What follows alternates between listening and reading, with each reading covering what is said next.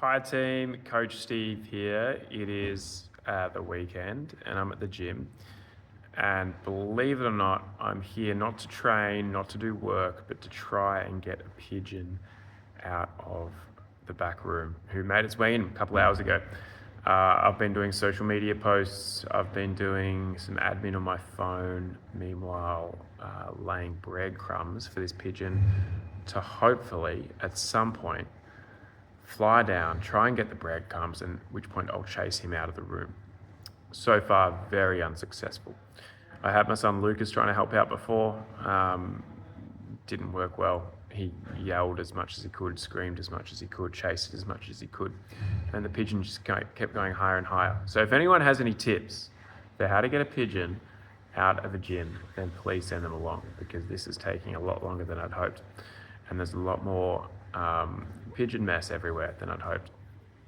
Anyway, good chance to check in and talk about the week ahead. We've got a fun week planned, big week of programming. We've got a workout, an open repeat on Monday, 15.1 and 15.1a. This is one of the benchmarks that we do. We usually do it every year. We've done it quite a few times. And this workout is made famous by the 1RM clean at the end. This was the first open workout that had a max lift in it and was pretty groundbreaking at the time. But you need to get there by doing an AMRAP of snatches, toes to bar, and deadlifts on a barbell. So AMRAP of that, and then just when you're fatigued, you'll do that 1RM clean. I remember at the time, some people sneakily would do very little in the first part of the workout and then be fresh for their 1RM clean. But really what we want to do with this workout and others when a max lift is tested is to get an understanding of our recoverability to be able to hit a max lift afterwards. So we want you going hard for that AMRAP, and we want you resting, and then we want you hitting your best clean. And this is what CrossFit does better than anything. It's that hybrid element of fitness that says, hey, you don't need to be super fresh to be able to hit your heavy lift. You need some adrenaline, you need some effort, and you need to be fit to be able to recover from that effort that you did to try and hit a 1RM clean. And this is a really novel concept in fitness, and still really is, with things being separate. CrossFit was the first thing to bring everything together and be able to test it under these conditions. And the best way to think about CrossFit's definition of fitness is being a generalist and being pretty good at everything. So this means having good cardio, having good gymnastics, having good strength, having good flexibility. This allows us to express our fitness fully. If you compare this to, say, running is going to make you very good at running, and it'll make you good at stamina, have good cardio, but it won't do much for your strength.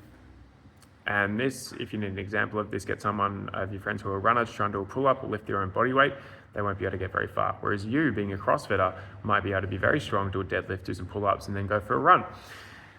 At the other end of the spectrum is, say, a powerlifter. Powerlifter, probably really strong, got a huge deadlift, a huge squat, but can they run around the block? That's the big question. Oftentimes they can't. And in CrossFit, we're testing both of those things, do a heavy lift and then go for a run. And with that comes an indication of how well-rounded someone is in their fitness. And that's what we're going to test on Monday. Some conditioning and then a max lift at the end. We've also got the next day a high rep burpee workout with a heavy barbell. So you notice a few more burpees than usual on the programming at the moment. This is to prepare you for the open, to get used to doing big sets of burpees. And you're going to see this on Tuesday. The thing I love about this workout, and it's a workout that was posted by CrossFit.com. I actually didn't come up with this one.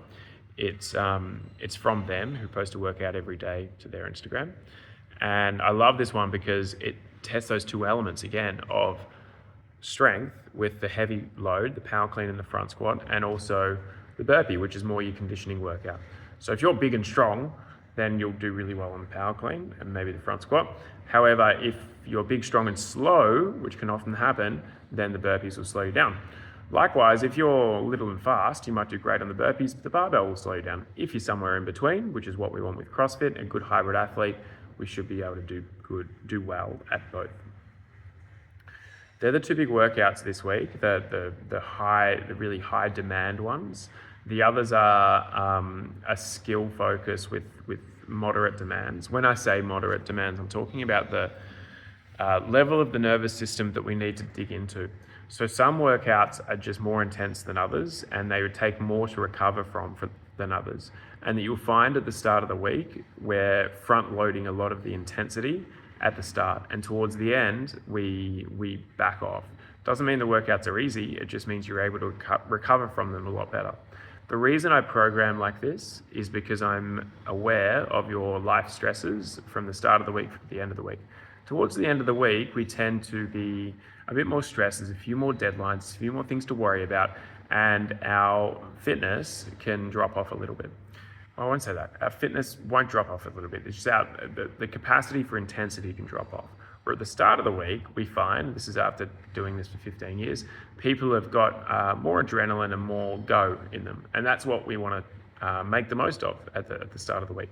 Saturday's Friday's full send Friday, which is very intense but easy to recover from. Saturday's your big workout of the week, which is often tougher to recover from in a higher intensity.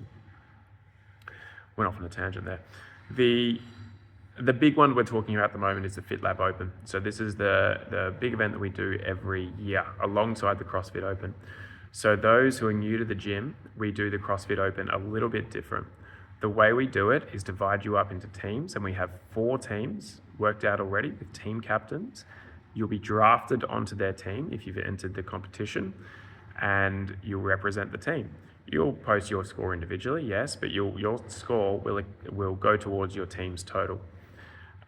There's not just that way to score points for your team, you can also attend classes. So if you attend a class, you get a point for your team.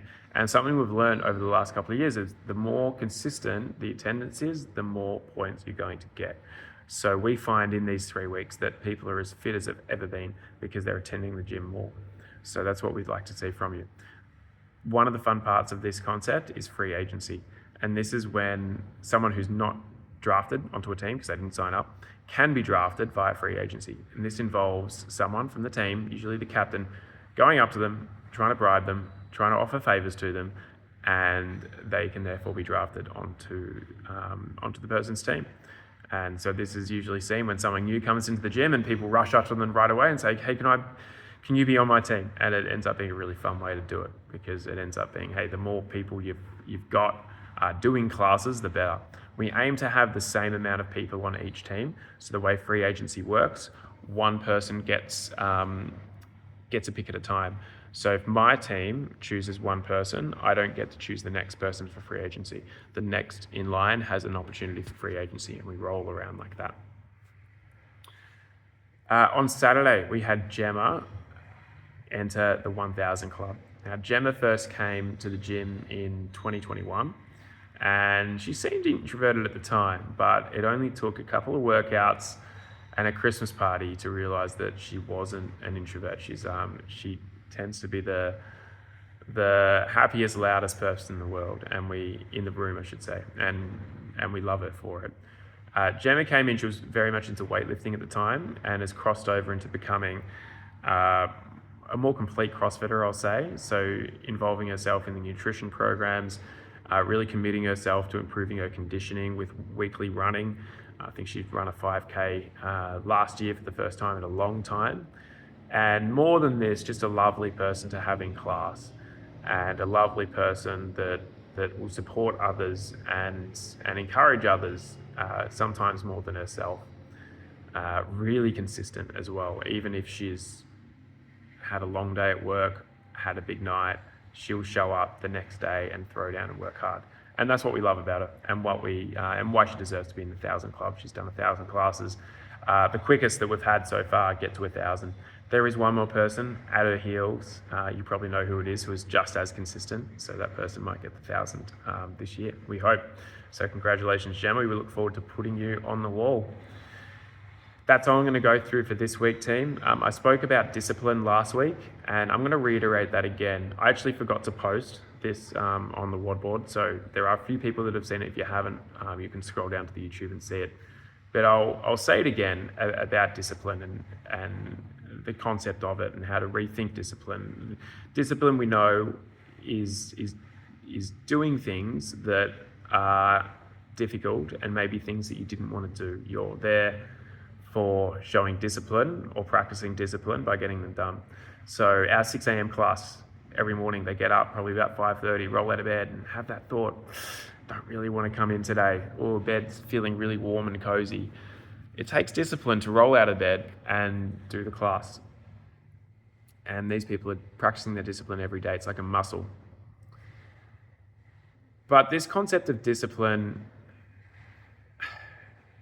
it's in my mind, it's short-sighted. It's not always doing things you don't want to do or the things that are perceived as being hard, because something that could be also hard is having a difficult conversation with yourself or others, admitting that you're wrong, or in the example that we're using is scaling workouts or subbing workouts or choosing a different option of a workout. That also takes discipline. Because if your identity is wrapped up in being a CrossFitter, being an athlete, and suddenly you have an obstacle in the form of injury, in the form of something you can't do anymore, in the form of like a life event like pregnancy, it does take a lot of discipline to be able to scale back and do what the doctor ordered and pause and feel like you've hindered your progress. That takes discipline, especially for us who are fire breathers, and there's a lot of us in the gym. And so when these things come up, and they do, it's inevitable in your CrossFit journey, they come up, you get to practice your discipline in doing the right thing at that time. And it may not be fun, it may not be sexy, but it's going to be the best thing for you long term. That's what I'm going to leave you with today, team. I look forward to seeing you on the floor. FitLab Open is only a few weeks away. Draft happens on Wednesday, and we'll see you very soon.